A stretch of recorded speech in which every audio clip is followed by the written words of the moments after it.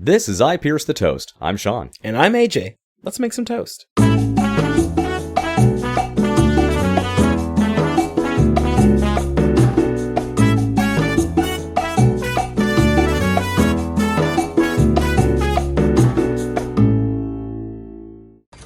Welcome back to IPTT. AJ, it has been so long since we've been in these chairs. The fuck just happened? What?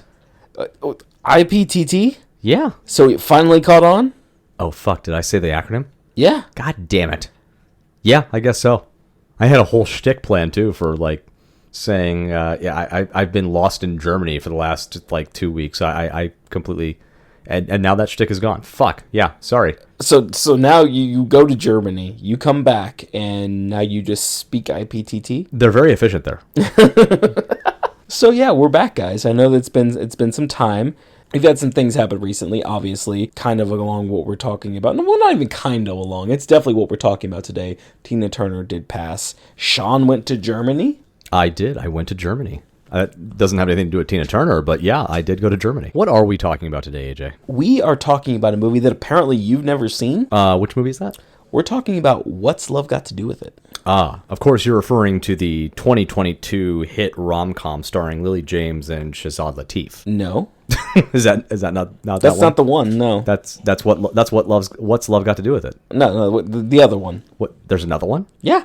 Why would they make more than one? Is it? So this is a remake of the 2022 rom-com hit starring Lily James and Shazad Latif. No, this is the 1993 What's Love Got to Do with It starring Angela Bassett and Laurence Fishburne. I feel like this is the whole Shazam thing with what's his name? What's his name? Are you talking about Sinbad? Sinbad is. I think that's what you're doing to me right now. You're just making up a movie and trying to put it into the collective consciousness that it exists. No, I'm talking about What's Love Got to Do with It. Along with Tina Turner dying, I was like, okay, well, she was a phenomenal artist. She was crowned the queen of rock and roll. She was born in 1939 in Brownsville, Tennessee, and then she was a citizen of Sweden up until her death, but she's been a citizen of Sweden since 2013. So she was Swedish in the end? Yes, she was Swedish. But she was... I know you've done your research because, as you like to remind me, you research better than I do. I do. You son of a bitch. So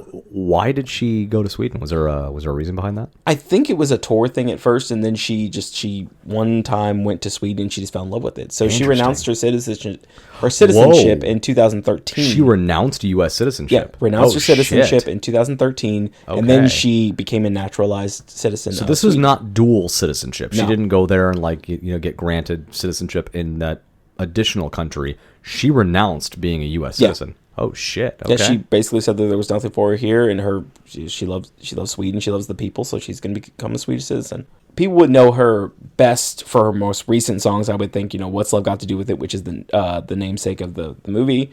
We Don't Need Another Hero, The Best, Private Dancer. But then this movie... Wait, The Best, is that the one? You're simply the best! Nice. Yeah, that was good harmonizing. Yeah, that was a good one. So, this movie takes place before all that. So, if you're looking at, finding out what happened in the 80s, that's not what happened. This is strictly about her earlier career whenever she was touring with Ike Turner, who was her husband before. Now, in your research/fun facts, are you going to discuss a particular meme? Yes. Okay, so I won't bring that up. That's actually, you guys will see this. This will be the picture. Is that what you're going to use? That's exactly. Of course you fucking are. Why wouldn't you? That's exactly what I'm going to do. As I said, this movie was released in 1993. It was directed by Brian Gibson, who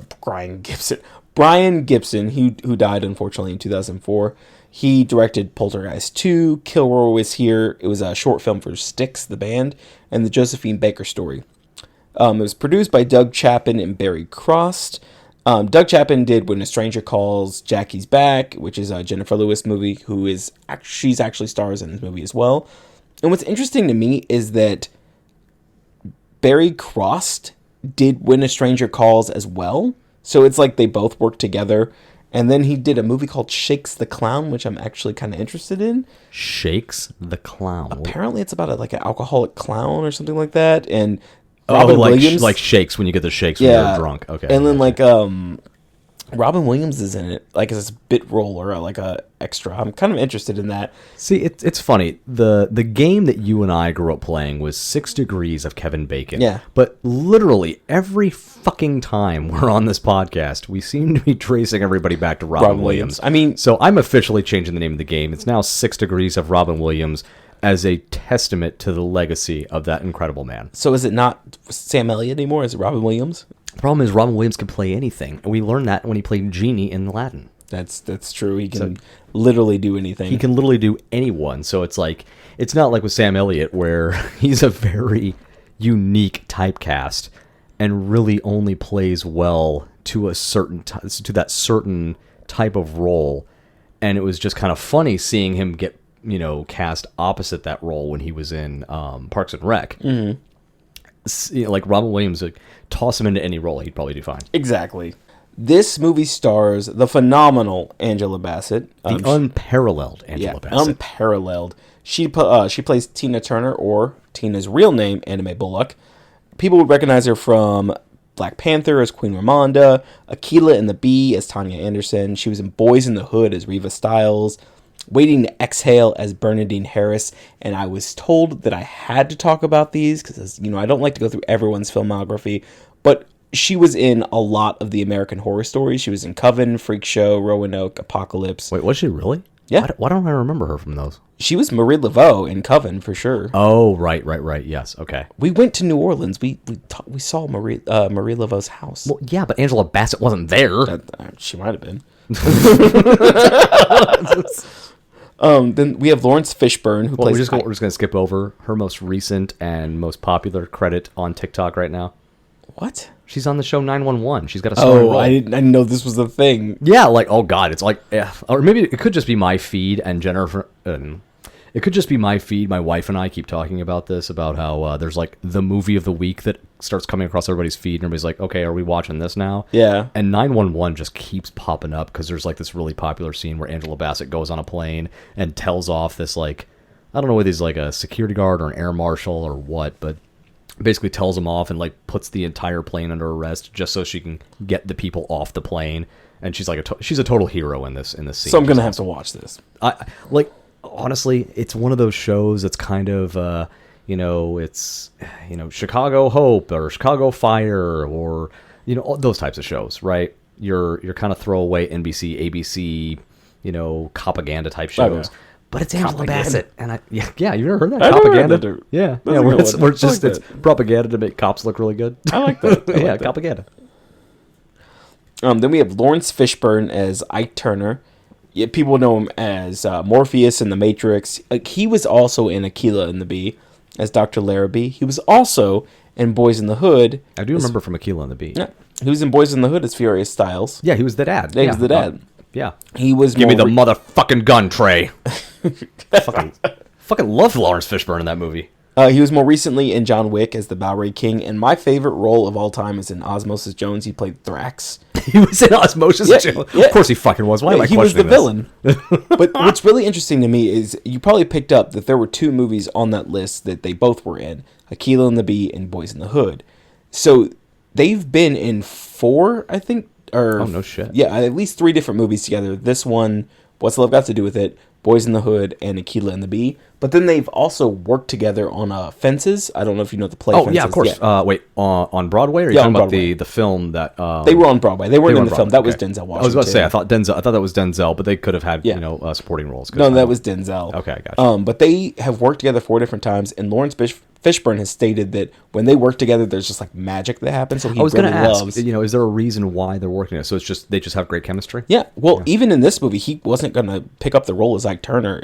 He heard that she got accepted for the role, and he's like, okay, yeah, I'll do it. He turned the movie down 5 times before he found out Angela got the role, and then he accepted. So he was like, no, I don't want to be Ike Turner. I'm not doing this fucking movie. And then finally somebody's like, well, Angela Bassett's going to be there. He's like, all right, shit, yeah, I guess I can come by. Yeah. He's like, I'm not going to this fucking party unless fucking Angela's there. Then we have Jennifer Lewis, who plays Zelma Bullock, who is Anna Mae's mom, or Tina Turner's mom.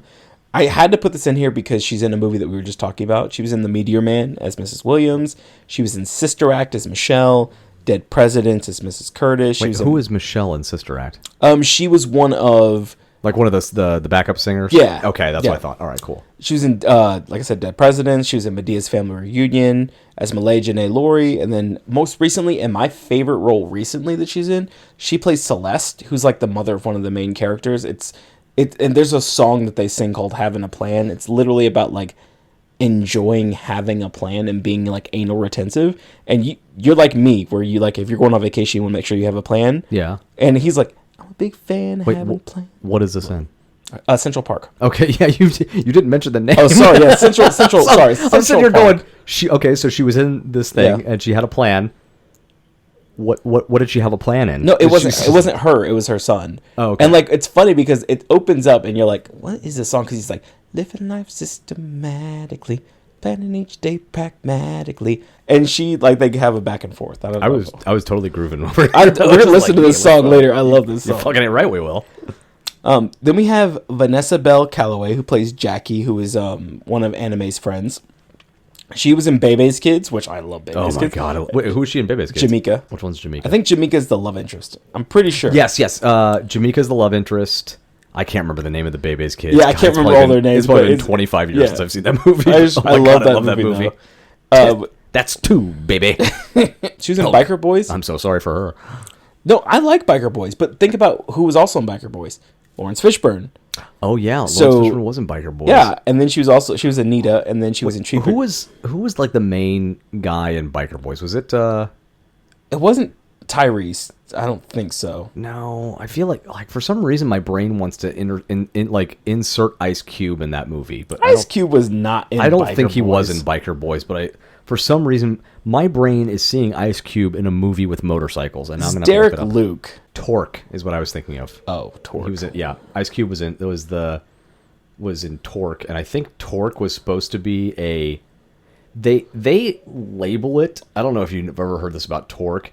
They tried to pass it off as if the movie was a spoof Of Fast and Furious? Of Fast and the Furious. Yeah, have you ever heard this shit? I've seen Torque. It's definitely not that. It's definitely not, right? They try to pass it off because there's like one line in there where they're like, "I live my life 1 mile at a time," and some of the other characters are like, "What the hell does that even mean?" That's so stupid. That's a terrible thing to say.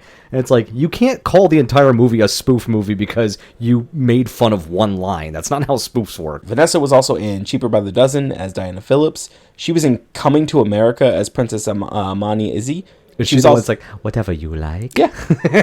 I fucking love her. And what I love about this cast is that every last one of them like is in movies that I know from like my childhood. Yeah, I'm So, actually like, really enjoying this right now. You're like telling me about all this because it's like, holy shit! I've actually seen these movies, which sucks because I haven't seen this one. and that's so bad because I mean like this movie is so you definitely need to watch this movie. After we go through the plot, we'll talk about it. I probably will, but I guess my thing is I wasn't into biopics as a kid. Like, what are some of the other biopics from when we were La young? Bamba. I saw that one. Yeah, I did see La Bamba. But like, Great Balls of Fire, Selena. didn't all see these- it. Didn't see it. I mean, there's so many. The Jackson story, Didn't see American it. Dream. Yeah, I didn't see any of those movies. I don't know what it was, but as a kid, I just had no interest, and specifically in music biopics. They just didn't interest me. And I think the only reason I watched La Bamba was probably because I think Donna was like one of my favorite songs as a kid, weirdly enough. Yeah, I like that one. So, and that was it. And yeah, I knew some of the other songs. Obviously, I was a big Michael Jackson fan, but I just wasn't into biopics. Because like every single one of these characters in the movie, like literally, they were in almost all these movies that I loved when I was a kid. Candy Alexander, who played Darlene, was in Menace to Society as Karen. Nice. She was in Poetic Justice as Simone. Nice. She was in CB4. I don't know if you remember CB4. CB4? No. What is like? Is it like CB, like the Navy CB, or is it like C, the letter C, the letter B? It's the letter C, the letter B, and then the number 4. Okay. Cell Block 4. Oh no, I don't think I've ever heard. Oh, that's a good one. When- It's got when- Chris Rock in it. It's basically about like these people that take these like gangster personas. It's like basically like a spoof of NWA. Okay, all yeah, right. you need to watch it. It's great. But All she right, plays. all right. We'll talk about that in another episode. But she was in CB4 as Sissy, and then more recently she was in Fahrenheit 451 as Toni Morrison. She's in 451, and then the next person I'm gonna talk about, I didn't realize that I knew who this was, and then I started watching a recent show that she was in, So it's Penny Johnson-Gerald who plays Lorraine, she's a minor character in the movie, but I had to talk about her because she's actually pretty prominent now. She was in Star Trek Deep Space Nine as Cassidy Yates.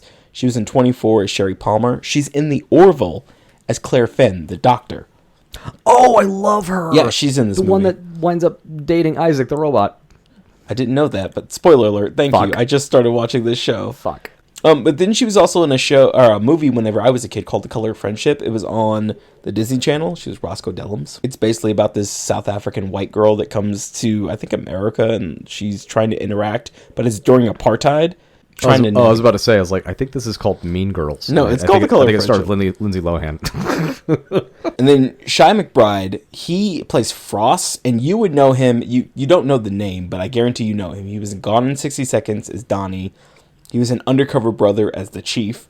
Oh yeah, okay. He was in Frighteners as Cyrus. I fucking love that guy. He's in all sorts of shit. Every time they need like a kind of a sagely wise guy in a movie, they always bring him in. Yeah, they always bring him in. But then he also played in The Brothers Solomon, which is one of my favorite throwaway comedies, as James Coolwell. We'll talk about Brother Solomon at another point, I guarantee it. But it's a funny movie. Then the last one that I have on my list is Phyllis Javon Stickley. She plays Eileen, who is Tina Turner's sister. She was in New Jack City as Attorney Hawkins. She was in Malcolm X's Honey. She's in the show Shameless as Auntie Bev. Just like she's Bev. Yeah, just the one episode. Wait, the one episode? There's only one episode with Auntie Bev. There's another Beverly, but this is another one. But then she was also in Die Hard with a Vengeance as Wanda Shepard. All these actors in this movie, you would know them if you saw them, and it's a very recognizable cast. Well, I think I've seen her. I've seen almost all these movies: Die Hard, New Jack City, Malcolm X. I've seen all of these, so you would recognize. Yeah, her for sure. I think the problem is all I'm looking at is a still. If I saw her like acting or doing a performance, then like seeing her mannerisms, I'd be like, oh, okay, that's who that is. This movie is very interesting because it's a biopic that was based off of a book called I, Tina by Tina Turner, and then I think a ghostwriter that she had as well. But the more interesting thing about this movie is that Tina Turner never actually saw this movie. Really? And she said that most of it probably didn't happen. What? Because they tried to dramatize it as much as they could. But it's not that it didn't happen, but it didn't happen the way that they made it happen in the movie. All right, fair so enough. one of the facts, like one of the bigger things is that Ike Turner did beat her, for sure. Right, that was all over the news. There was a lot of spousal abuse. Yeah. There was a lot of drama that happened as a child, a lot of things that kind of came to prominence later on. But some of the things that were kind of false were that she had kids before she actually got with Ike Turner. There was a couple other things that like actually happened or didn't happen. And just know that when I'm just explaining the plot of this movie, not all of it actually happened to Tina Turner, but they did happen in this movie to the fictional Tina Turner within the story. That's a good distinction. Yeah. To know. Okay. But the big thing is it's based off of her life. So there are things that did happen, and it is a biopic. Now, before we get started, Ike Turner passed away as well, correct? Yeah, that was a while back. I think. Yeah, I was about to say I could have swore it was probably like 10 or 20 years ago. Yeah, and he was a staunch advocate against this movie for sure, because he is portrayed in a very negative light in this movie. There is a scene, and I will describe it not in depth, but it does happen, where there is a sexual assault that happens within a recording studio between him and Tina, and he said that never happened, and that he also didn't do what happened at the end of this movie, but we'll talk about that in a minute. Does Tina, now I know you said Tina didn't watch the movie, but does she support that narrative from Ike, or did that come out of her? That came out of her book. So that came out of her book. So she's the one who's saying that definitely happened. Okay. Yeah, for sure. Now, what's funny to me is that Whitney Houston and Jennifer Lewis plays the mom in this. They both auditioned for the role of Tina Turner, and both of them would actually go on to play mother and daughter in The Preacher's Wife, which is like a later movie. Yeah. Preacher's Wife came out in what? Oh God, was that like 96? Yeah, I was about to say. I think it's Denzel. Just before the 2000s. I think you're right. I want to say I remember Denzel in that. Yeah. But yeah, so I'm gonna jump into the plot of this movie, and I'm not gonna go in super depth like I usually do for this because, like I said, I'm more trying to honor Tina Turner, who she was someone that set the 1988 Guinness World Record for the largest paying audience for 180,000 people for a solo performer. 180,000 people? And she's Jesus. the only female artist to have won a Grammy in the pop, rock, and R&B fields. No shit. Yeah, she was... Aretha didn't pull that off? Nope.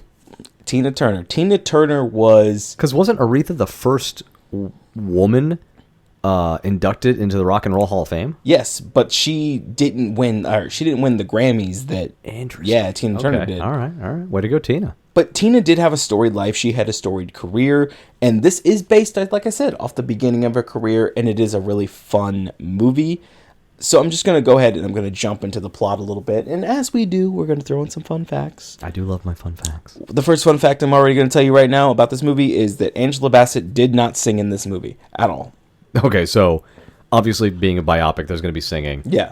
And I'm glad you start off right off the bat with that, because that was probably going to be my very first question, because I have seen recent biopics, because I think you and I went and saw the Elton John biopic. Yes, we did. I think you and I went and saw the Queen biopic, I think too. we saw Bohemian Rhapsody as well. I really only go to the movies with you.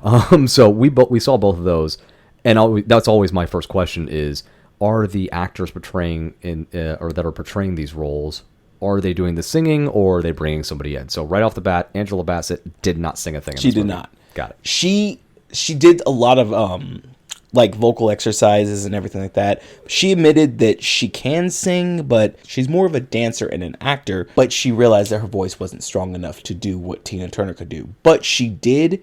If you watch this, she does a very, very, very convincing role, and it makes it look like she actually is singing. Because there's sometimes you can watch a biopic and you're like, they're clearly you can just tell lip-syncing. the voice coming out is putting way more passion in than the actors portraying. Yeah. I totally know what you're talking about there. So what I think she did, and it's very brilliant if you ever watch this movie, she didn't try to sing like Tina, but she tried to do what Tina does when Tina sings. So she was like, okay, I can mimic this. Can't mimic her voice, but I can mimic this. That's smart. Now, Laurence Fishburne, he did do his own singing in this. So the soundtrack of the movie, they do a lot of the songs over again, like that they sang as I Can Tina. That is him singing, and he's good. So just out of curiosity, because obviously I'm thinking of that meme we were alluding to earlier. Yeah. What time frame is this? So it takes place in the early 1950s.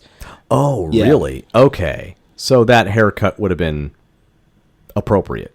Yeah. Or at least it would have been... Well, this was the early 1950s through the late 70s, early Okay. 80s. So, I mean, during this time frame, it's like the 60s and 70s that they were together. Okay. And then she had her career after, but then became prominent again in the 80s. Okay. It's so weird to think that she had this huge career during that time frame and was still complete... Because think of how many artists that we liked in the 90s that have absolutely no relevance, no footing at all now. And here's somebody like Tina that was relevant in, what, the 70s, the 80s, the 90s? Well, 60s, 70s, 80s. Yeah, 60. I'm sorry. I left the 90s, decade out. and 2000s. Being relevant for 5 fucking decades. I mean, that is talent. That is commitment. That is, when we, what did we used to call them? We didn't call them, did we call them divas? They're not, she's an icon.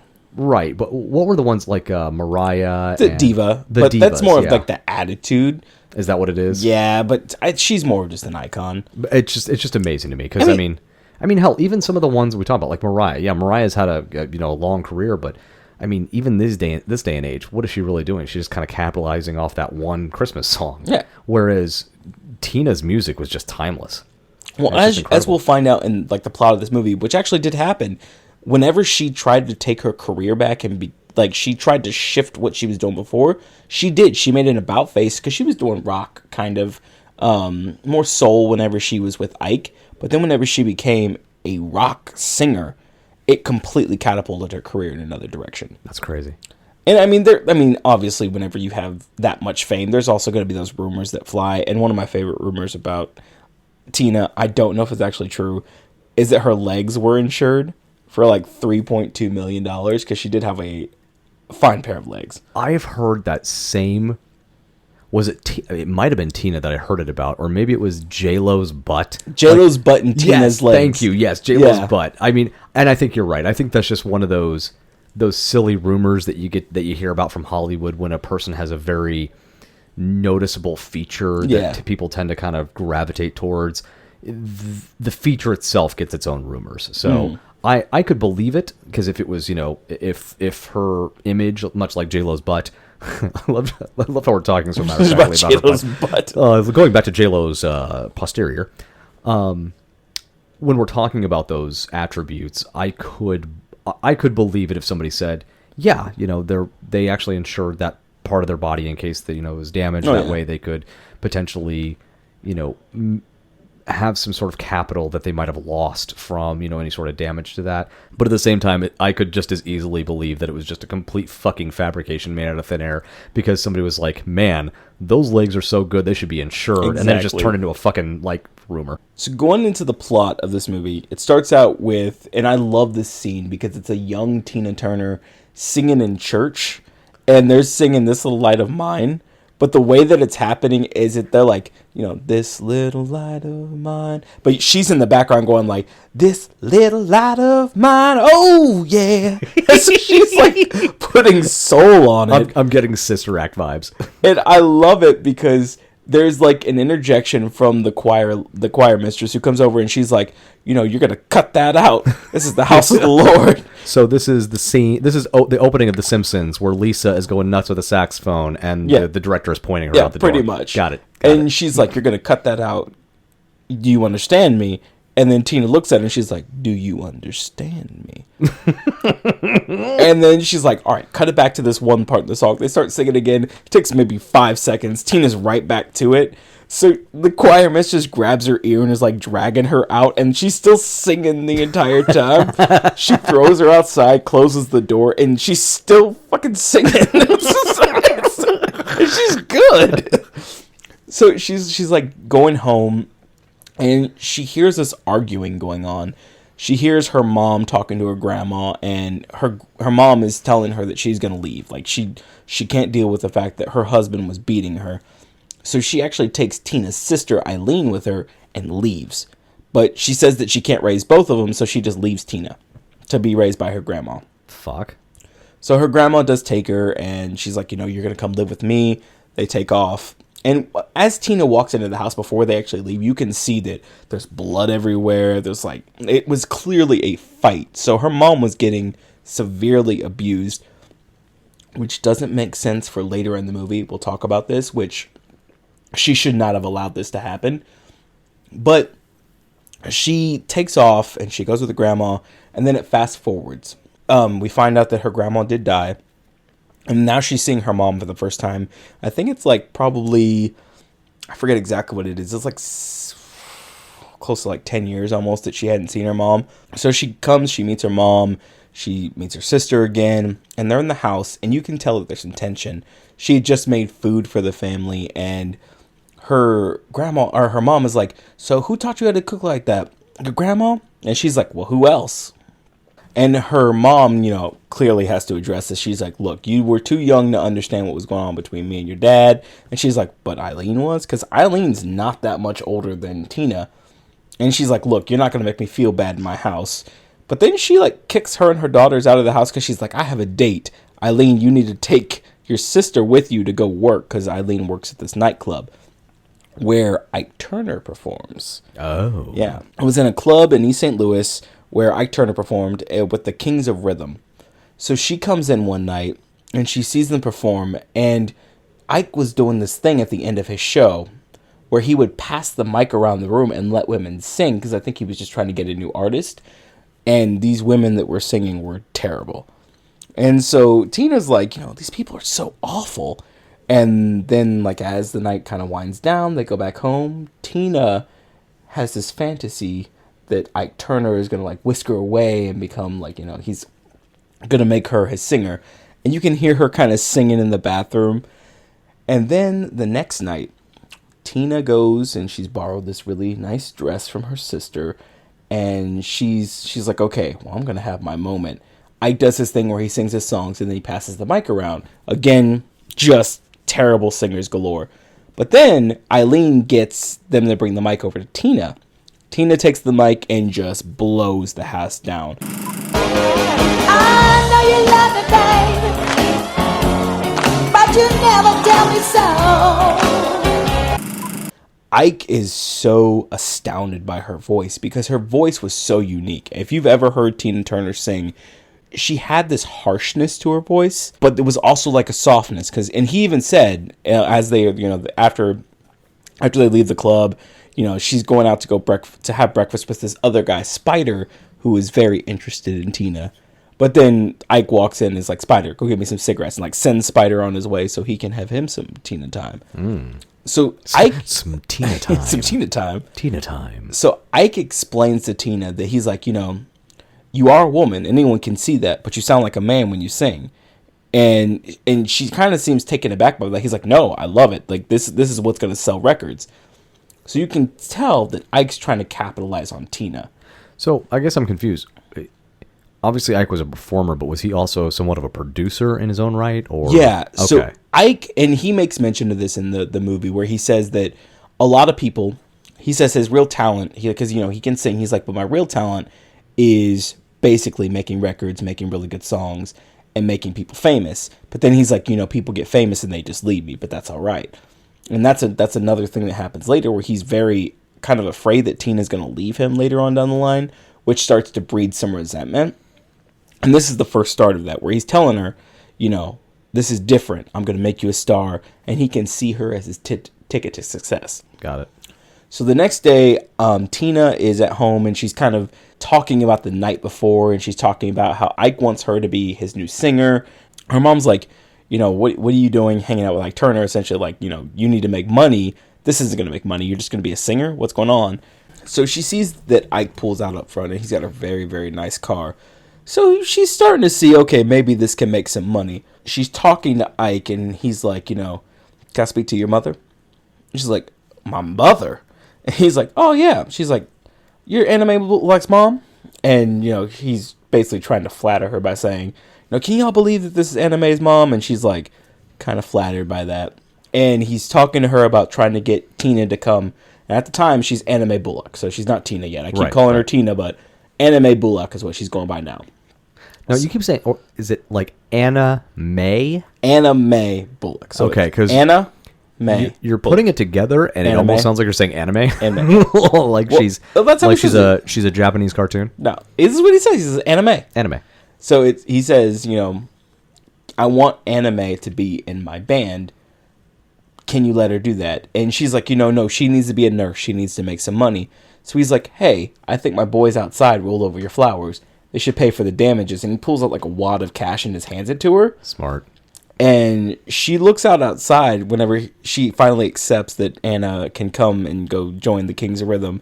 And she notices no one rolled over any fucking flowers. He just gave her money. So the next thing you see is Anna at their practice, and he's trying to get this sound out of her because he knows that she's got this kind of like forceful, deeper voice sound. He's trying to like make it rougher. But her mom and her sister are also at the practice. And while Anna's singing, she's like, what do you mean rougher? She's got her screaming like a man. And so Ike's like, well, I'm going to go like get her mom out of the room. He's like, you want a drink? She's like, yes, I want a drink. So he like ushers her and Eileen out of the room while he's trying to get this sound out of her. And it's kind of cool what happens because as she's singing the song, like scoots over, like slides on his knees to these singers in the corner. And he like basically gets them to harmonize while Anime's singing. Make me over, make me nice. When I'm done, oh, I wanna be right. Hey, Lord, make me over. I wanna be made up. Hey, Lord, make me over. I wanna be made up. So he's like building his sound as things are happening. Interesting. And it's kind of a really cool scene. And then you see kind of like this little montage of them basically putting together a album cover or like a tour cover for this, like with like a photo shoot. And when was this movie made? The 90s? Yeah. The early 90s, right? Yeah, 93. Okay, so yeah, we have to have montages. Yeah, have to have montages. Gotta have a montage. So at the end of this, he's kind of given a talk to his band, and he's like, if you're late to practice, it's going to be $5 fine. Like, basically trying to set the ground rules for everyone, making sure that everyone knows that Anna May is his flagship and that she should be taken care of. But then Lorraine, who is Ike's not wife, but girlfriend, kind of comes out, and she can see that Ike has other ideas in his head about Anna as well, and gets very jealous. So they kind of go off in a corner and they're fighting, and later on he's downstairs by himself. He's playing the piano and he's like working on a song. You can kind of tell what he's working on, and you know, we'll talk about the songs later, but it's basically a well-known song by them. And she comes downstairs, they're talking. It looks like they might kiss at one point, because he's like, you know, can I open your mouth really quick? And she gets really close, and he looks in her mouth and he's like, you ain't never been to the dentist before, have you? And she's I was like, I feel like this is not going to go the direction you're leading us towards. And she's like, what? And he's like, yeah, you got a lot of cavities back there. I'm going to have Frost, who's his friend, carry her to the dentist in the morning. And then she's like, okay, well, you know, I got to leave. And he's like, no, it's too late. You need to stay the night. So he's got a room in the back that he has her go stay in. And in the middle of the night, Lorraine comes into the room with a gun, points it at Anna, and is like, what the fuck is going on here? And Anna's freaking out. She's like, Lorraine, you know, don't.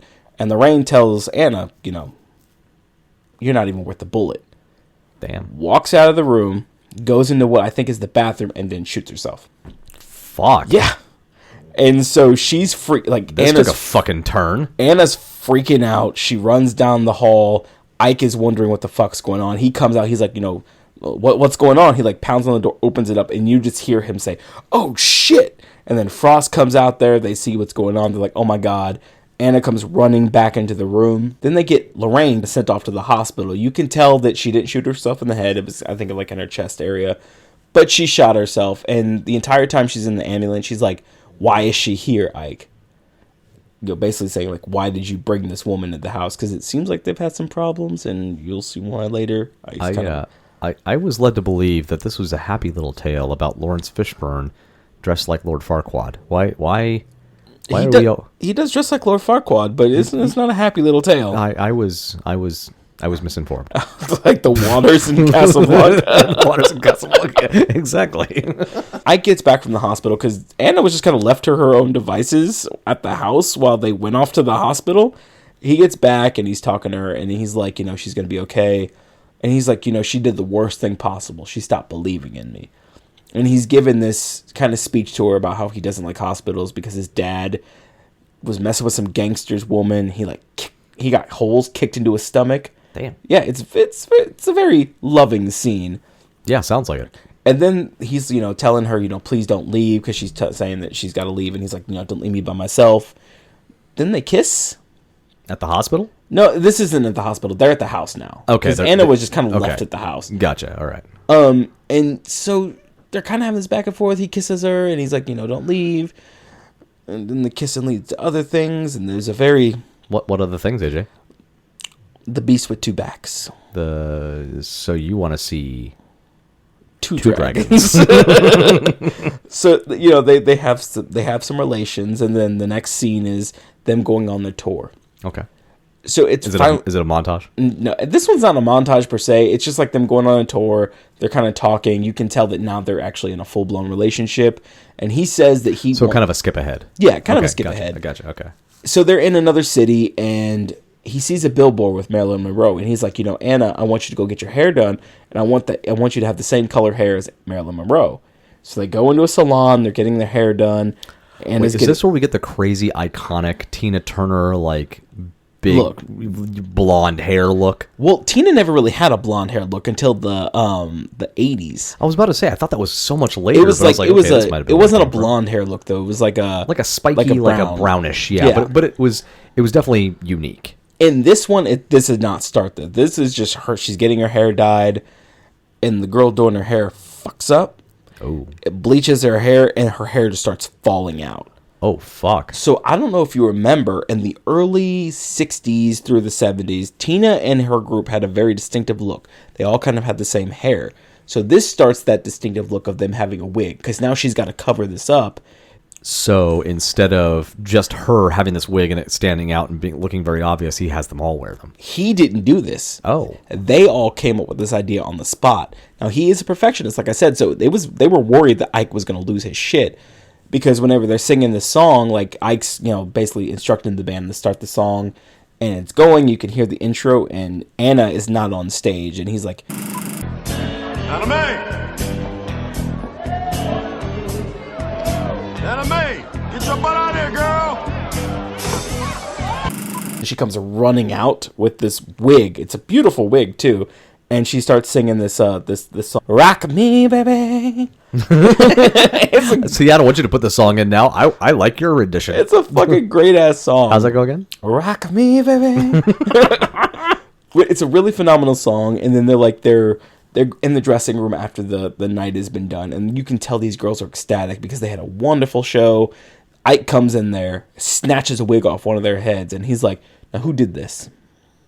Looks like he's about to be very, very fucking upset. He's like, "Nah, this is perfect. This is exactly what we need. We need to put this in the show." And then he goes over to Anna, and he's kind of talking to her, and he makes mention of her being a little bit fatter. Remember what just happened? Yeah. Yeah. Oh. Yeah. Oh. So the next thing you see is, she's in the hospital and she's having a baby.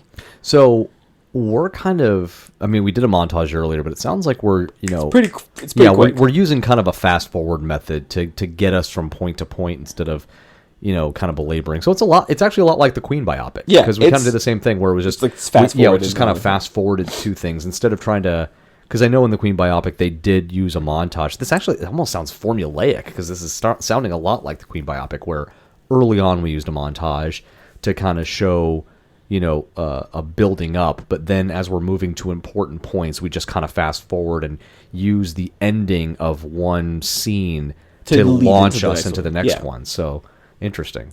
This is the scene that really shows how much of a piece of shit Ike was. I was wondering if we were going to get to that, because so far he seems so agreeable. Like every time there's you sound like a man. Oh, I love it. Oh, whose idea was this wig? No, it's a good idea. And like so far he seems very agreeable and very amenable to new ideas. And it's like, that doesn't sound like the Ike Turner that I'm familiar with. No, this is where it starts to show that he's a piece of shit.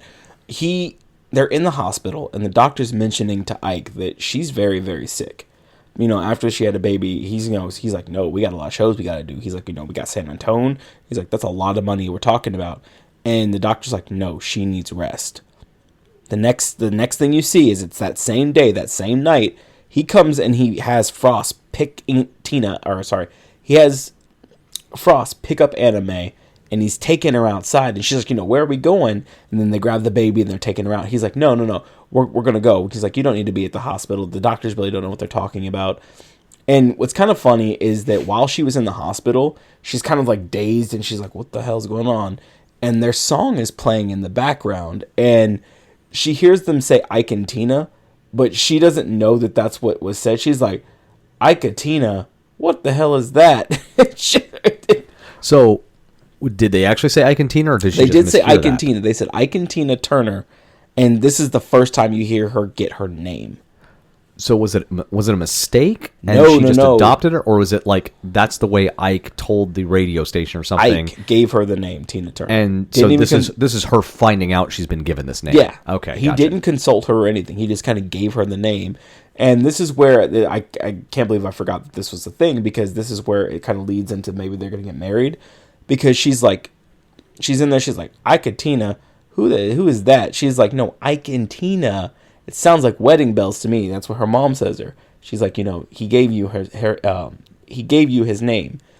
So as he's leading her out of the hospital, like I just described, the way to kind of get her to agree, because she doesn't want to leave. She's sick. She's tired. Right. Yeah. He's like, "We're going to go down to Mexico. We're going to get married."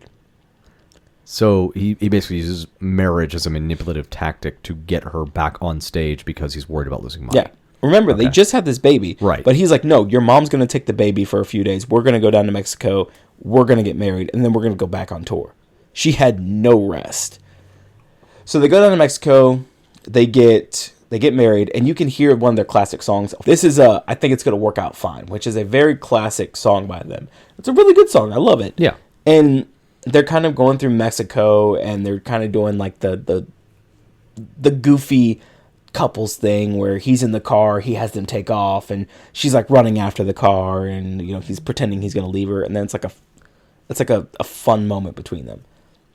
Then the next thing you see is that she's in a room. It looks like her dressing room, and you can clearly see that she's sick.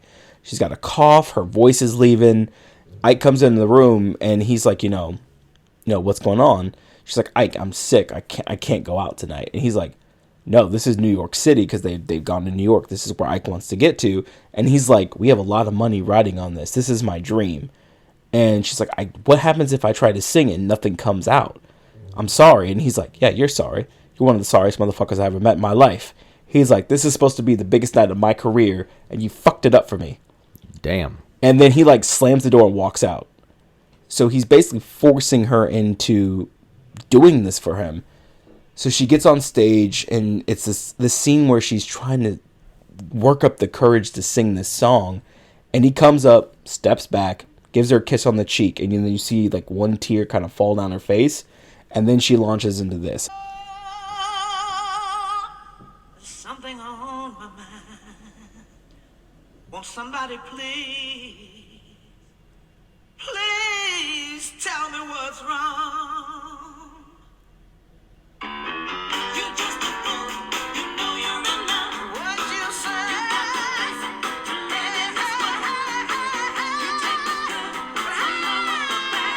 So during that song, you can tell that she's struggling to sing.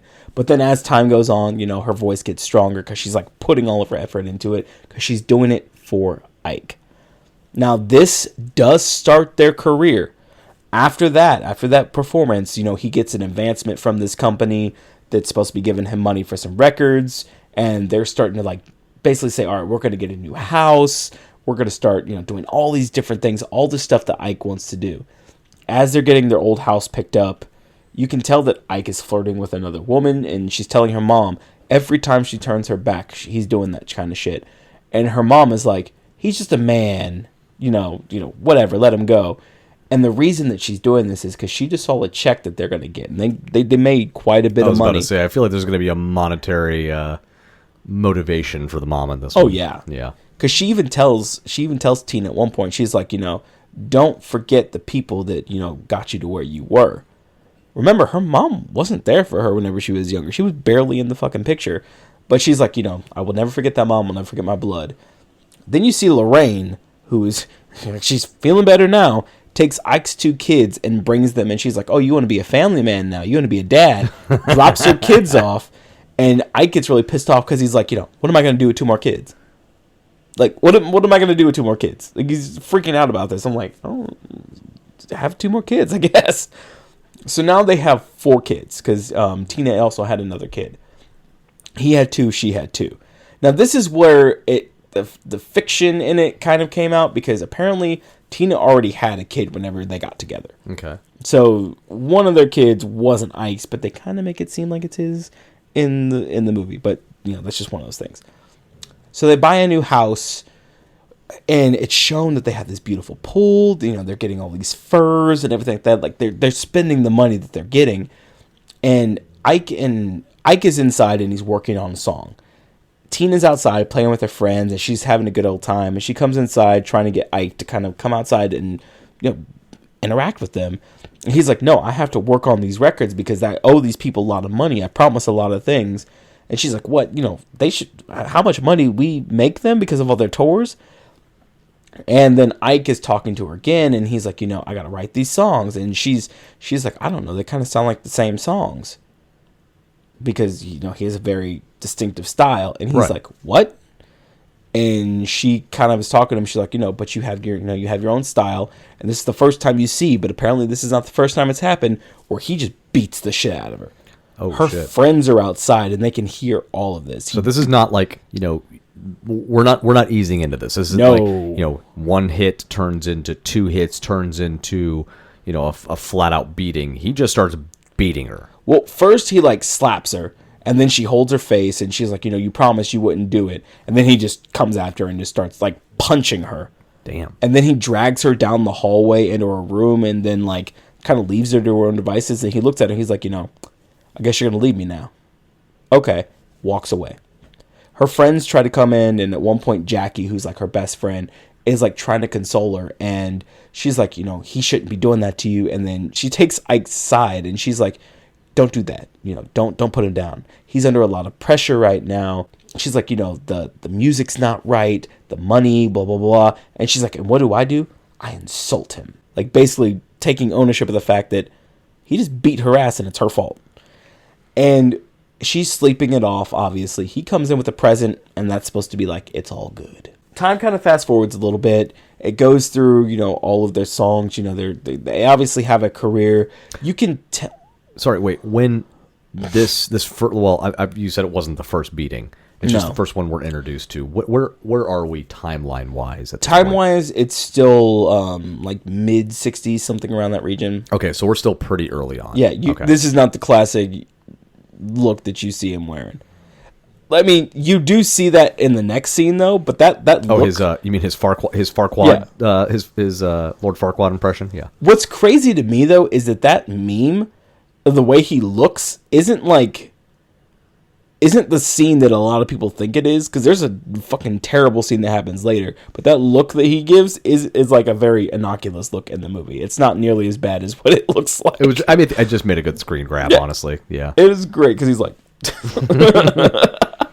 go to our Instagram post, you'll see that picture. Oh yeah. So moving on, it kind of goes through some of their career. You can tell that it's not continuing to go up, but it's going kind of horizontal. It's just kind of staying on the same path. Ike's trying to write new songs, but again, she said they're all kind of sound the same. But then a big name after one of the performances sees Ike and Tina perform. And he's very excited because he's like, I get to work with her. It's a name by the name of Phil Spector. Phil Spector was a big name. Oh yeah, no, he was a huge name. He who was he? Have you been watching Marvelous Miss Maisel at all? No. So there was this comedian around the time that Marvelous Miss Maisel was supposed to be taking place, which is also like the 60s. And his name was Lenny Bruce. I know Lenny Bruce. Yeah. I know that name. Yes. So his comedy was very, think like he was the Carlin of the 60s, you know, really pushing the envelope, saying the things he wasn't supposed to be saying, being somewhat political, got arrested a lot apparently. Well, apparently he passed away and he was fairly young. I think he was only like in his 40s. I think maybe like somewhere between 40 and 45. And it was a drug-induced death. And it was actually Phil Spector who paid to get a hold of these photos that were taken to make sure they never got released. I remember the story. Yeah, so which is a weird juxtaposition because you know how Phil Spector ended, right? I didn't know how he died. I don't mean how he died. I mean because I think he just passed away, or maybe he's still alive. I'm not sure. I'm exactly sure. But he was convicted of murder. Oh, I didn't know that. Yeah, he apparently murdered somebody in like the early 2000s, and they finally caught up with him, and he was just convicted not too long ago. I didn't know that. Oh yeah, so Phil Spector, like his arc really just it's a weird arc because he was considered an absolute genius in the music industry at one point. Like he was the man to get your career started. Well, with this, he invented something called the wall of sound. I don't exactly know the mechanics behind it, but it was supposed to be this new inventive way of producing music. And what he wanted to do was, in the scene after the thing, he comes in, he's talking to Tina, he wants to make a record. And Ike is super stoked about this because he's like, oh, he's going to make a record with Ike and Tina. And then he addresses the room. He's like, I want to make a record with Tina. So he cuts Ike down in front of everyone. Shit. So Ike kind of pulls him aside. He's like, well, let me talk to you really quick. So you wouldn't know this in the movie because it's not really said. But later on, you find out that Ike would only let this happen if it was... Basically, the credit was given to Ike and Tina. Because she's the only one that sang on this. Ike had nothing to do with this. So Ike was okay with letting her be the headline and the sole singer of it. But he wanted credit. He wanted credit. Because he knew that if his name was on this, he's going to get paid for this. Right. So she sings this song, a very, very well-known song called River Deep, Mountain High. Okay.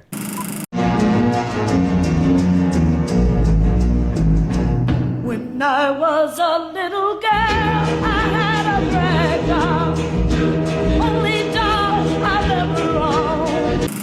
Yeah, so it's a very, very well-known song, and it does really great somewhat. So it's the problem with the song is that it was well received by critics, but the problem is it couldn't cross into the white charts. Oh, sure. Because and it kind of found this weird middle ground because it was too black to be pushed into the white charts, and it was too white because of the sound to be in the black charts. So it didn't find this middle ground, and so it's like me, That's what I should have said. So it's like you. Yeah, it's like me. Okay. I'm just like kind of halfway in the middle there. Well, the problem is that like Phil took this to heart because it was a really, really good song. If you've heard the song, a lot of people have. A lot of people have covered the song. It's a phenomenal song. Even like when Ike is listening to it in the movie, he's like, he can tell this is a fucking amazing song. He can't do what Phil just did. And he's like, the song's, it's out of sight. It's really good. You can see how jealous he's getting about this. But like I said, in real life, initially the song didn't do really, really well, but now it's kind of taken on a life of its own. It's a really well-known song. It did get its credit, but apparently after this, Phil took a break.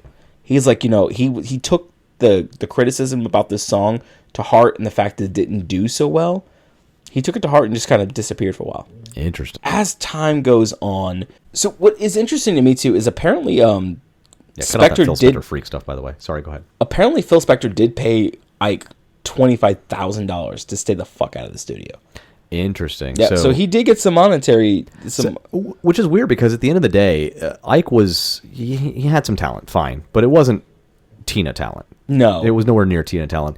And it's interesting that you're basically telling me within the biopic, Phil Spector, who was considered, before we all realized he was a creep and a murderer, he was considered a brilliant music producer.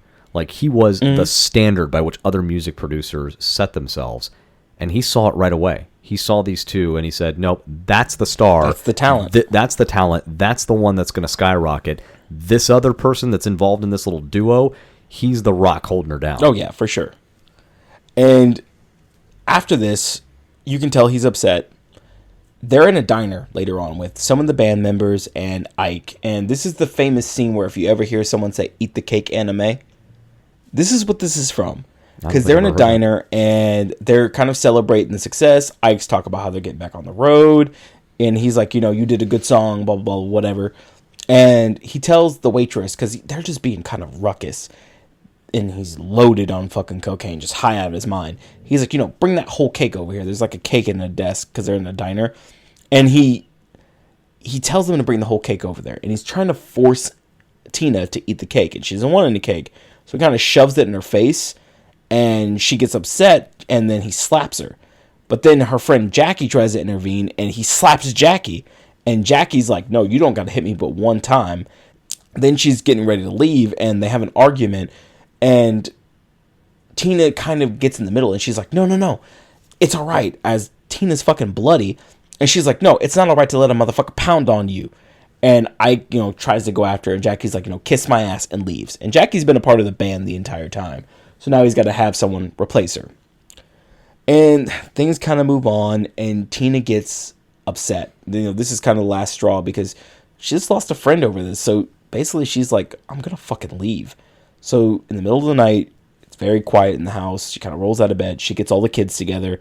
She calls her mom, and she's like, Mom, we need to get out of here. When you say all the kids, like hers and on Hannah's kids, yeah. Okay. So they're her kids. Yeah, they're all her kids at this point, I assume. But yeah, I didn't know if she only grabbed the kids that she came into the relationship with, or she took them all. So yeah, okay, she took them all. Okay. And so she's like, we need to get out of here. So she calls her mom, and she's like, Mom, we're going to come stay with you. And she's like, don't tell Ike. And she's like, wait, what? He bought you a house.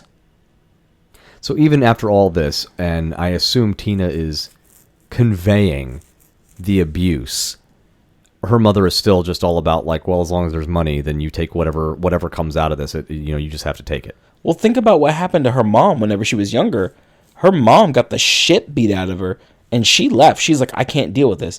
But yet her daughter is in the same scenario, but because there's money involved, like you just said, she can't empathize. Yeah, you need to do what's right for your mom. But in the scene, she's like, I'm going to come stay with you. don't tell Ike. You don't hear anything in the background, but it's kind of implied that, you know, her mom immediately is probably going to go tell. So that she gets all the kids on a bus, and she's trying to take them off to go see her mom. And then there's a scene where her mom is sleeping, and she gets a call, and she's like, "Hello, Ike," because Ike calls her mom. They're outside of this truck stop at one point because they're riding this bus, and they're like getting donuts in the morning. She turns around, and the kids are gone. She doesn't know what's going on. She looks over, she sees Ike has now followed them, and he's got a car. And Ike's like, you know, get in the car. I don't have time to play this. Basically, she has no other recourse but to get in the car and go back to her life. Damn. Now, this does start another path, because I don't know if you remember, but Ike and Tina did tour around, and Ike kind of felt like he wasn't being very appreciated during this, because everyone really wanted to see Tina. But it's just one of those things where you can see his jealousy growing and growing. But this is also where you get that classic recording of Proud Mary. Okay, all right. Yeah, everyone's heard that Ike and Tina Proud Mary. It's like one of the most well. I didn't even know when I was a kid that Creedence Clearwater Revival were the ones that did Proud Mary. I thought it was just Ike and Tina. You know, every now and then I think you might like to hear something from us nice and easy. But there's just one thing. You see, we never ever do nothing nice and easy.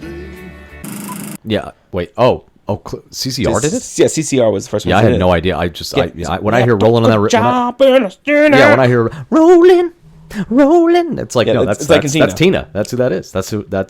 I had no idea CCR had done that. And this does transform their little group into something that's international. Now they've got a lot of success. So I assume we're in the 70s at least now, right? Yeah, like okay. early 70s. Early 70s. Is that when she did Proud Mary? Was it early 70s? Early 70s. God, for some reason my brain thought it was like early 80s. No. This was like still whenever they were together. Interesting. All right, gotcha. So I guess this was because she didn't do Nutbush City Limits until 1973, so it had to have been like really early 70s. And this song and that tour came before that. So after the tour, after they're getting success, Tina wrote a song called Nutbush City Limits, which is a song about her life in Nutbush City, which is Nutbush, Tennessee. And this is a scene where Ike is just fucked up. Like, just completely, just blitz cocaine, just blah, blah, blah, blah, just fucked up. How's that go again? Blah, blah, blah, blah. He had been riding... Is that your cocaine face? He had been riding that white pony for a minute. That white pony? Yeah. And she's singing the song, and she's singing it exactly how she should be singing it. But he's like, "Goddamn, man, what the fuck you doing in there, huh? That ain't what you supposed to sing. Now, you know better than that. You know you got to sing this motherfucker the way I told you to, right? Goddamn, man, how many motherfucking times I got to tell you? If you gonna sing this song, you got to sing this motherfucker." And so everyone's like getting kind of frustrated because they're like, you know, she's singing, but everyone in the room, because there's a lot of people in their house while she's recording, because they have a recording studio in the house. Yeah. Well, that's something that Ike really wanted. He always wanted a recording studio in the house. And so she's singing the song exactly how she should be singing it, and they're kind of going back and forth, and he keeps stopping her as she's going. And he's like, "You can't even remember the words." She's like, "Of course I can remember the words. I wrote it." He's like, "You wrote the motherfucking song, and now you can't even remember the words." And so they're still fighting, but people are starting to leave, and so Ike takes it upon himself to go into the studio. And she's like, "You know, I'm done. I'm tired." Nah, this is the scene where a lot of people will say this is where things kind of get fucked up. He rapes Tina right in the studio. This is the scene you were talking about. Okay. Gotcha. He rapes Tina right in the studio. And after this, Tina is kind of distraught. She's in like a state where she's like, she really kind of catatonic. Yeah, kind of catatonic. And she takes a whole bottle of pills. Shit. And so one day while she's getting ready to perform, she's like doing her makeup, and everyone around her can kind of see something's wrong because she's like dragging the eyeliner up over her eyebrows, and she's like just kind of spacing out, and she kind of falls back because she's ODing. In the car, Ike is with her, and he's pissed off because she's costing him a lot of money, first of all. But then he's like, "You know, if you leave me, if you die, I'll kill you." What? I was like, "What the fuck?" Is that Coke speak? Is that what that is? It's Coke speak is what it is. So it sounds like that line from Sidekicks where he's like, "I swear to God, if you die, I'm gonna kill myself and come after you." That's pretty much what it is. Like, what the hell? He's like, "If you die, I'll kill you." Like, what the fuck are you talking about, Ike? So Tina's in the hospital. She does get a little bit better. But during this time, Ike kind of takes it upon himself to just remodel the whole fucking house. So she had this whole like feng shui thing going on. It was really nice in the house. She gets back. He's posted fucking paintings of himself on the wall and kind of, he's got this like, what's Purple Haze, Jimi Hendrix look kind of going about him. It's like, what the fuck is going on? He's just blaring rock music and it's just not a vibe anymore. While Tina was in the hospital, she did have a visitor. Her sister, right? What's her sister's name? Do you remember? Oh, God, no, I don't. Yeah, her sister's name is Eileen. But her sister Jackie comes to visit.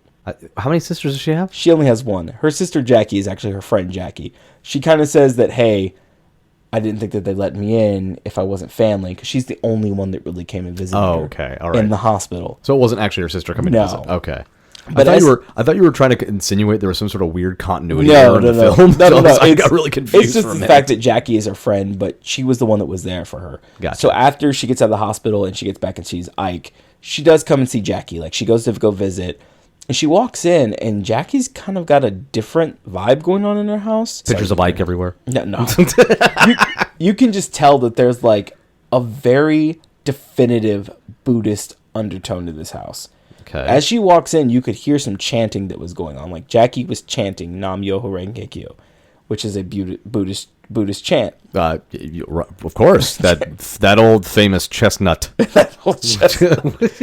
So she takes Tina in, and they have kind of a back and forth moment really quick where they're kind of being funny, where they're making fun of Ike, and she's like, that's $5 fine, and they're like just going back and forth, and just kind of making fun of his mannerisms. And then Jackie goes, "Oh, Ike," basically kind of playing herself as Tina, like, "Oh, don't hit me again," essentially, like, basically. And she doesn't say it exactly like that, but she's basically like, but making light of abuse, making light of the abuse.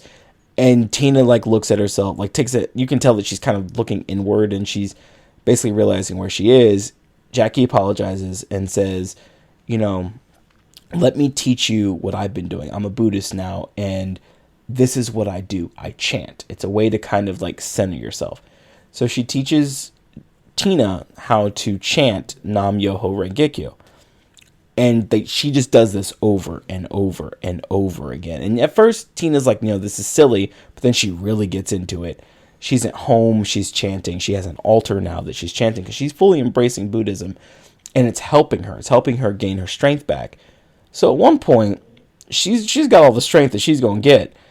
She's on the plane with Ike, and Ike is just irritating. He's resting on her. She doesn't want that. He's like, let me go to sleep. And so she just gets up and walks away. After they leave the airport, they get into her limousine. But before they get in the limousine, she tries to call a taxi. She doesn't want to be in the same car with Ike. So Ike's like, "What the hell are you doing? Get in the car." So he kind of shoves Tina into the car. They have a fight right there. He's going back to slapping the Chev and everything like that. But Tina's not taking it this time. They go back and forth, and they beat the ever-living shit out of each other. Damn. They get out of the car and they go to their hotel. Her face is fucked. His face is fucked. And you can tell that the concierge at the hotel was like, "I don't really know what to do here." They check into their room. Ike tells Tina that he's going to take a little nap. So she was supposed to perform before the Oscars that night. Ike says, "You need to wake me up before the sound check." And she, says, "Do you want me to do anything else for you?" And he's like, "Go inside and get yourself cleaned up." So she goes in the bathroom and she starts looking at her face, and she realizes how fucked up this is. And like, she finally is like, "I need to take myself out of this equation." So she just gets out of the hotel room, leaves, and runs to another hotel, the Ramada, which is, I've been in the Ramada. I actually like Ramada hotels. I don't know why. What were they trying to paint it as being like shitty or something? No, it was just like, it was a less scaled version of like what she was in. Like, she was probably in like a 4-star hotel. This is painted as like a 3-star hotel. Okay. So not bad, but not the same caliber. Right. And so she gets to the front desk and she's like, "Hello. Me and my husband had a fight. My name is Tina Turner. If you could give me a room, I'm very appreciative. I don't have any money or my cards on me right now, but I will pay you back." And this is where the concierge at this hotel and the hotel manager come over, and they're like, "No, it'll be our honor." So they get her hotel room, and she gets put up for the night. Next thing you see is they're finally divorcing. Like, finally, it's done. Another kind of another fast forward. Yeah, it's another fast forward where they're just they're in a courtroom. Ike is clearly coked out of his mind. He's just rambling. In a courtrume? Yeah. Jesus He's just Christ. fucking rambling on and on about how she's got all these different things that she wants to try to take. And he's like, I got all this stuff. I got this stuff that I can't really, basically just naming off all the shit that he has, just trying to get money. And Tina basically says, I don't want any of the money. You can keep all of that. I just want my name. Because it's Tina Turner. That technically is the name that he gave her. And for some reason, he's not fucking listening to her. So he's like, no. The name stays home. That's my daddy's name. You can't have that name. It's like, what the fuck? Like, His dad's name is Tina? It's interesting. But she wins in court because the judge is like, she's willing to forego all of the financial aspect of this marriage. Like, she'll give everything away. She just wants her name. She just wants the rights to her name. And it's kind of fucked up in this instance because she has been the mom to Ike's kids. But Ike Jr. actually goes over to the dad's side in court. Like, he leaves halfway through her side and, like, just walks over to the dad's side. And How old is Ike Turner at this point? Ike Turner Jr.? Ike Turner Jr. is probably 20, something like that. Oh, he's okay. So he's an adult. Yeah, because this is like I'm thinking like a little boy that maybe no, doesn't this know is like better. Late 70s, I believe. That's like 76, I believe, is whenever this happened. Okay. And so he goes over there to Ike's side, and basically after this, she takes the name. She thinks she's won in court, and Ike's like, you think you can have the name, but you'll never leave me. You'll never leave Ike. And so they kind of split their ways. And the next time you see her, she's in the basically a hotel show. I think it's in Vegas that she's performing. Oh, like a residency. Yeah, like Okay. residency, but it's not a classy residency. It's like one of those ones that you might see. I'm trying to think who would be like Dustin Diamond from Okay, all right. From Saved by the Bell. yeah, Saved by the Bell. Okay, Like, if so we're not he talking had- like the Backstreet Boys or the share No. residencies. We're talking like kind of a garbage residency like- where it's just some crappy hotel that's trying to make some bank off a big name, but they're not really putting any Yeah. money into the show. like as you can see in this like scene, like she's doing like Disco Inferno and stuff like that, and she's being Tina, and like there's drag queens that are there and they're living it because they're like, oh my god, this is Tina Turner. They're dressed as Tina. It's a very lovely scene between them, but in the background you see like some retired folks like just kind of coming down, and they're it's Taking breaks between the buffets. yeah, it's Gotcha. kind of like this is not where she wants to be. But she does see that there is a big profile manager there, and I forget his name, who's there to kind of see Tina. And she's like, oh my God, I need to put on a good show. So she's talking to him after the show, and she's like, I really want to do rock and roll. I love the sounds of today. I don't really want to do the old stuff that I'm doing before. And he's like, rock and roll is a different game altogether. She's like, are you ready for this? And she's like, I was born ready. I really want to do this. So this is what launches her 80s career, where she's embraced the rock and roll aspect, and like you can see that she's got her fire back. She's really starting to go. And right before she's about to launch a big tour, she kind of comes out of like I think it's like a dance studio, recording studio. She's in the parking lot. She's super excited. And Ike is there. I could just see this coming. I was like, you're kind of building it up, like things are going good, yada yada, and every time it's like, this is a movie, Ike's about to fucking show up. God damn it! Right? Ike is there, but he kind of seems like he's a different person now. He's like, he doesn't look like he's on that narcotic anymore, as he says. He's like, the cocaine. he says, I got out of that narcotic. I was like, okay, whatever. But this is where you can see the juxtaposition between the old and the new, because she's got a newer car and he's got like an older, classy car. So it's like the old and the new are meeting. He's still dressed the way he used to dress. So they're almost giving us as the audience, like it could have totally played out that way, but there's almost a little creative license here, if I'm kind of seeing this right, that they're giving us the audience a perspective of Ike as representing her past life, and that he himself never moved on from that. Yeah. Whereas and like you said, a juxtaposition of her clearly showing that she has moved on and that she's going to go on to bigger and better things. Meanwhile, Ike is going to forever be the best we're showing him as the best version that he was ever going to be, which was Ike of the 70s. Exactly. And in this scene, he's talking to Tina, and he's like, I just want to talk to you for a minute. Can I have some time? And she's like, you got 2 minutes. So he kind of ushers her into his car, But he tries to close the door behind her, and she's like, nope, leave this door open. So she leaves the door to her side open, and he gets in the car, and he's like, trying to flatter her. You look good, blah, blah, blah, blah, blah. Doing the same crap that he pulled on her mom. Yeah, exactly.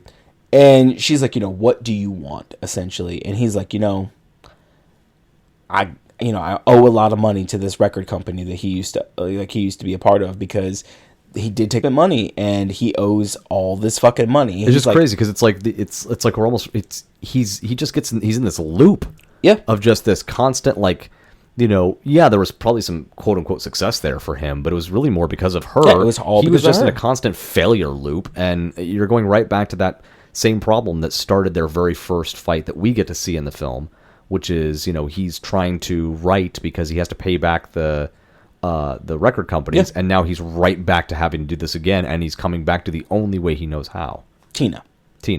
And it's crazy to me because you can see that he seems to have softened a little bit, but then as this is going on and he's trying to get what he wants from Tina, he develops that same kind of Ike personality. At first he's flattering to her, and then he's like, if I could just have one song, if we could just, because we were great together. He's like, if we could just do one song to get off my back a little bit. And she basically tells him no. And Ike kind of is like, I want you to come home now. He's like, you've been gone too long. I want you to come home because, he still loves her. He really just loves her success. Yeah. And eventually he turns on her and he's like, oh, he's like, you'll never have what we used to have. He's like, you're nothing without me. Essentially, you think you're going to have some success. That's fine, but you'll never be what we used to be. And she basically says, I was waiting for whenever the old Ike Turner would come back. Mm-hmm. So she gets out of the car, and I forgot what he says to her, but pisses her off. So she slams his door, and it cracks his window. And he's like, no, you done broke my motherfucking car. Good job, Tina. And he's like, but that's all right. So she gets in the car, she leaves, and now the moment has arrived that she's super excited. This is about to be the concert that's going to launch her new career. This is where you see the classic... The hair. I was wondering when you were going to tell me about the classic Tina hair. This is where you see the classic Tina hair, where she's like, she's getting ready to go on stage. She's getting prepared. But before this scene actually happened, Ike Turner Jr. had actually come home. Because he'd been gone for a while. He comes home bloodied. And he had told Tina before she was going to go on before she was going to go on stage, that his dad has gone crazy. He's been talking about how he's going to hurt her. And she's like, don't worry about that. So she's getting, like I said, she's getting prepared. This is the classic strong Tina that we know. And someone knocks on her door.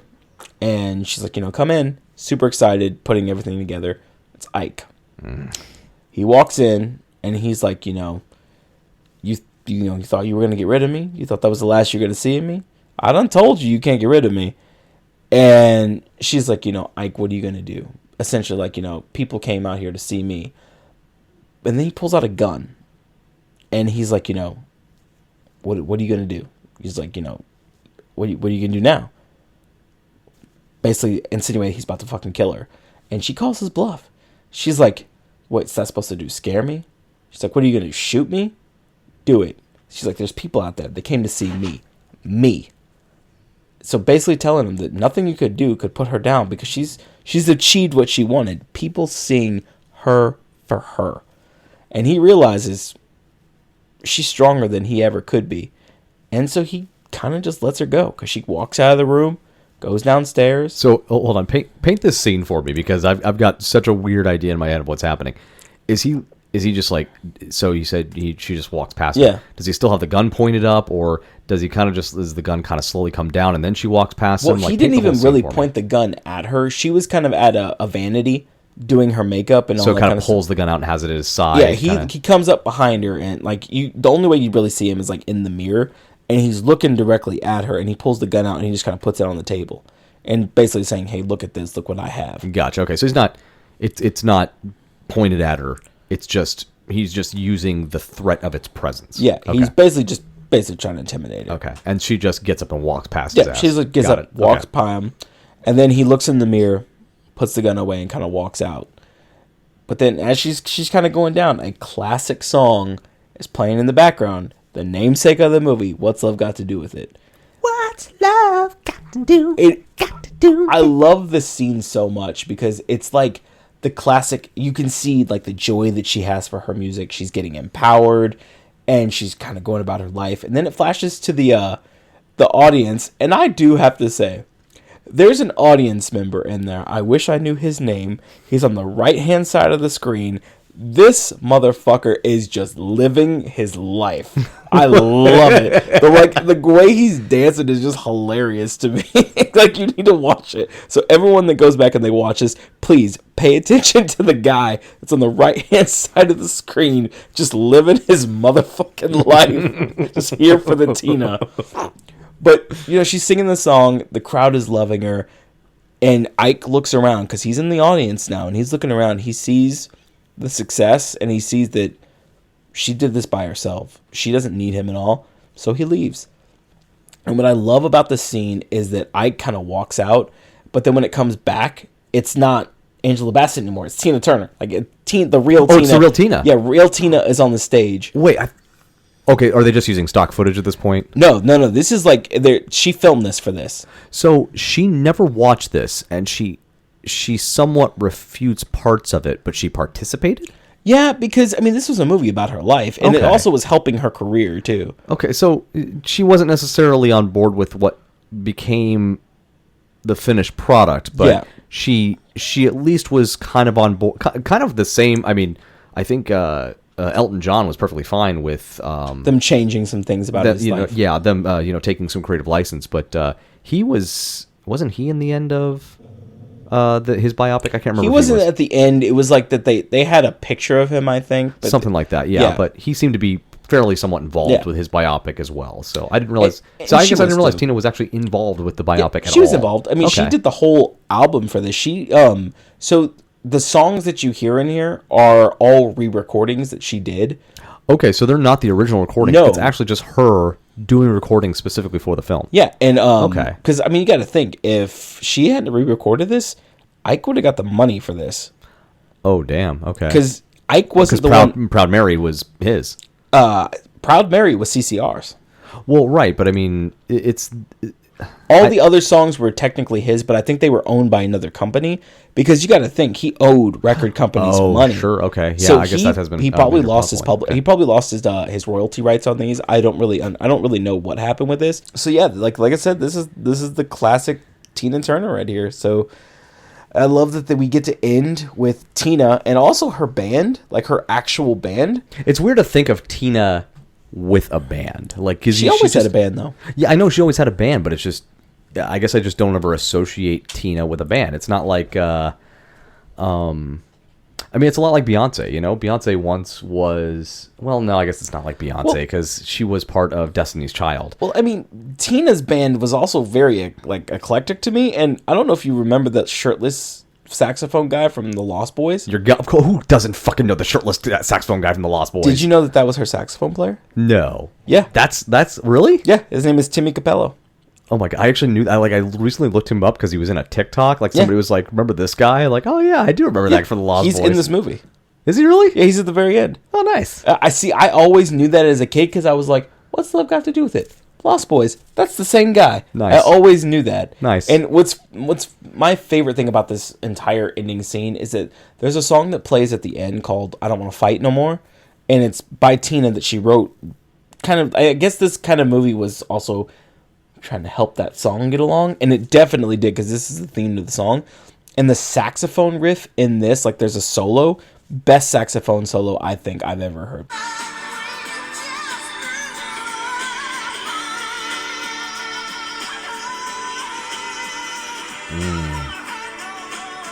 I can hear all the shirtless goodness.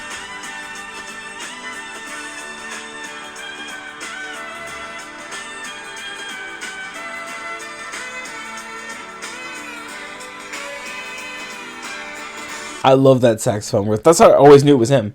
There really was an era in the 80s where we were just really big into saxophone riffs. I loved it. I missed that so much. All right, so yeah, I think that's where we're going to end it, guys. Thank you for joining us in this journey. This is one of my favorite movies of all time. I actually got to show this to my girlfriend. I was super stoked about it, and just watching her reaction, just seeing the craziness that is Ike Turner was amazing. And, you know, again, this is mostly in remembrance of Tina Turner, who was a phenomenal artist.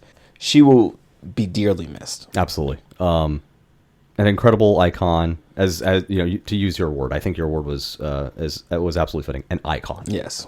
I'm going to take it a step further. I'm going to say legend. Yeah, because she was. What a legendary performer, a legendary singer, and we will forgive her for becoming Swedish. That's okay. No, I'm kidding. That was awesome that she became Swedish. That's fantastic. So would her name instead of, would it be instead of Ike and Tina Turner, would it be IKEA and Tina Turner? You feel good about that? I'm kind of proud of you right now. That wasn't bad. So, AJ, where can we watch this movie? So this is the problem. What? That used to be on so many streaming services that like you could watch it for free. It was on HBO for a while. Now you have to buy it, and I don't know if they just capitalized on us. They removed it, but right now you do have to purchase the movie or at least buy it to rent. You'd almost think with her recent passing that streaming services would be chomping at the bit to get it on their services because it would bring in more subscriptions. So it's weird that they were like, oh, she's passed. Well, let's get it off our streaming service so people have to pay, the $3.99 for rentals. I think universally it's $3.99. I watch it on Vudu, so it's Vudu, Google Play, or Google Videos, all of those streaming services that you do have to pay for. That's where it's going to be. Now, I'm not going to say that it won't come back on a streaming service because it totally can.